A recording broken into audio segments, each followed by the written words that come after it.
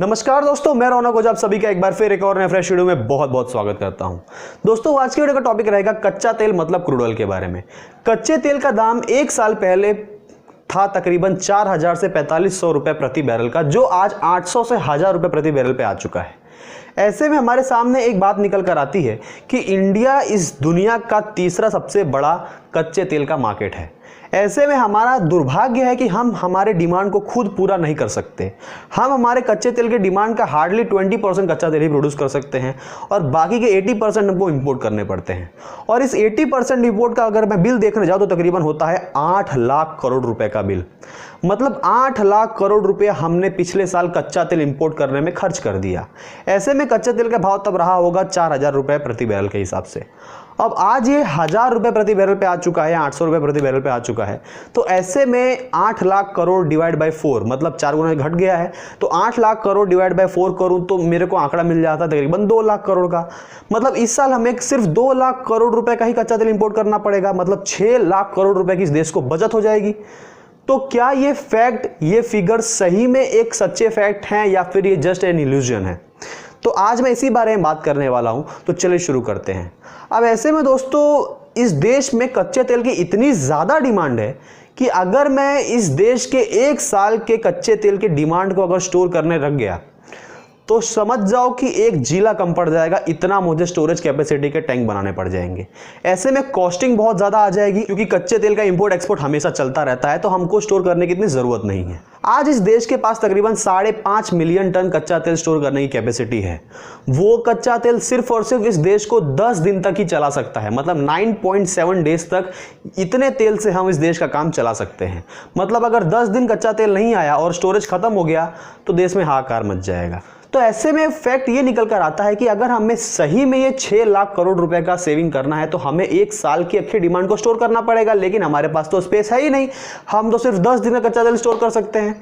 तो इसी का कारण है कि हम कच्चा तेल इंपोर्ट नहीं कर पा रहे हैं। तो ऐसे में होगा क्या कि जितनी ऑयल प्रोड्यूसिंग कंट्रीज हैं, जो गल्फ कंट्रीज आ गई और अमेरिका आ गई, रशिया आ गया, कई सारे और भी कंट्री आ गए, वहां के सारे स्टोरेज कैपेसिटी फुल हो गए हैं।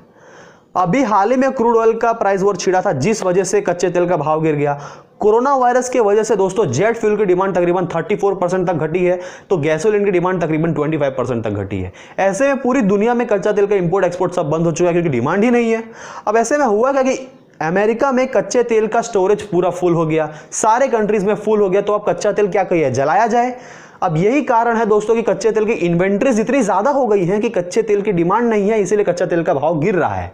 और आने वाले दिनों में भी अगर ऐसा डिमांड रहा तो कच्चा तेल का भाव अभी और गिर जाएगा। और अगर ये कच्चा तेल का भाव माइनस में पहुंच जाएगा तो ये सारी कंट्रियों को खुद पैसे देकर अपने कच्चे तेल बेचने पड़ जाएंगे। और इसी का कारण है दोस्तों कि अमेरिका की इकोनॉमी अब शायद माइनस में जा रही है, क्योंकि अमेरिका में कच्चा तेल बहुत ज़्यादा निकलता है। उसकी इकोनॉमी कच्चे तेल से भी बहुत ज़्यादा चलती है। अब ऐसे में अगर कुछ फैक्ट के बारे में बात करूं तो कच्चे तेल की डिमांड हर दिन 30 मिलियन बैरल घट चुकी है। अब ऐसे में किया क्या जाए? ऑयल प्रोडक्शन कम किया जाएगा। ऑयल प्रोडक्शन सब की सब कंट्रियां कम करेंगे, जिस वजह से उनके इकोनॉमी को भी बहुत ज़्यादा इम्पैक्ट पड़ने वाला है। ऐसे में होगा क्या कि जिस दिन ये कोरोना वायरस हटेगा उस दिन कोई सऊदी अरब इस सिचुएशन में नहीं रहेगा कि रशिया से बदला लेना है भाई साहब, हम तो अपना दाम कम नहीं करेंगे। वो दाम बढ़ाने ही वाला है। कच्चे तेल का डिमांड एक ही झटके में बढ़ जाएगा और ट्रैक ऐसा पकड़ेगा कि 1000 रुपये का भाव 4000 वापस छू लेगा। अब ऐसे में हमने अभी देखा था कि 30% तक कच्चा तेल का भाव गिर गया, फिर 20%, 30%, 20%, 30% गिरने लगा। तो ऐसे अगर कच्चा तेल का भाव गिर सकता है तो ऐसे उठ भी सकता है। एक हफ्ते में कच्चा तेल का भाव 100% गिर जाएगा तो वो उठ भी जाएगा। तो इसीलिए दोस्तों इंडिया को इससे कुछ फायदा होने नहीं वाला है, क्योंकि जैसे जैसे डिमांड बढ़ेगी कच्चे तेल की तो देश में कच्चा तेल का कंजम्पशन बढ़ेगा, जिस वजह से हमारी स्टोरेज कम होगी तो हम इंपोर्ट करेंगे। लेकिन हम कब इंपोर्ट करेंगे? तब कच्चे तेल की वैल्यू बढ़ चुकी होगी। और मान लो, जस्ट एन एग्जांपल ले लो, मान लो हमारे देश की कैपेसिटी है तकरीबन 5.5 मिलियन टन्स की। मान लो हम 15 मिलियन टन्स भी कर देते हैं। मान लो हमने 15 मिलियन टन किया, तकरीबन 1 महीने की हमने डिमांड को पूरा करने लायक स्टोरेज बना लिया। अब ऐसे में डॉलर का भाव 10% तक उछल चुका है। 70 रुपए का भाव आज 76-77 रुपीज तक पहुंच चुका है। तो ऐसे में हमारे बिल में इतनी ज्यादा भी कटौती नहीं आने वाली, क्योंकि हम पेमेंट करते हैं रुपए में नहीं डॉलर्स में। डॉलर्स को खरीदने के लिए हमको 10% ज्यादा पैसे देने पड़ेंगे। मतलब हर जगह से इंडिया को नुकसान ही होने वाला है। कच्चा तेल इंपोर्ट कर नहीं सकते, करेंगे तो डॉलर का भाव बढ़ गया है, वहां से भी हमको नुकसान होने वाला है। मतलब हमको क्लियर कट देखने को मिल रहा है कि कच्चा तेल का भाव भले ही गिरे, इंडिया को कुछ फायदा होने नहीं वाला है। और अगर आप बात करते हो कि कच्चा तेल का भाव गिर जाता है तो क्या पेट्रोल डीजल के दाम कम हो जाएंगे, तो ऐसा भी मत सोचना, क्योंकि इस देश का फिस्कल डेफिसिट बहुत ही ज्यादा खराब होने वाला है। रिसेशन का माहौल आने वाला है, देश को आमदनी नहीं हो रही है, देश का बजट कच्चे तेल के टैक्स कलेक्शन से भी चलता है। इसीलिए ऐसे होप में तो रहना ही नहीं कि कच्चा तेल का भाव घट जाएगा तो पेट्रोल डीजल आपको 40 रुपए में मिलने लगेंगे।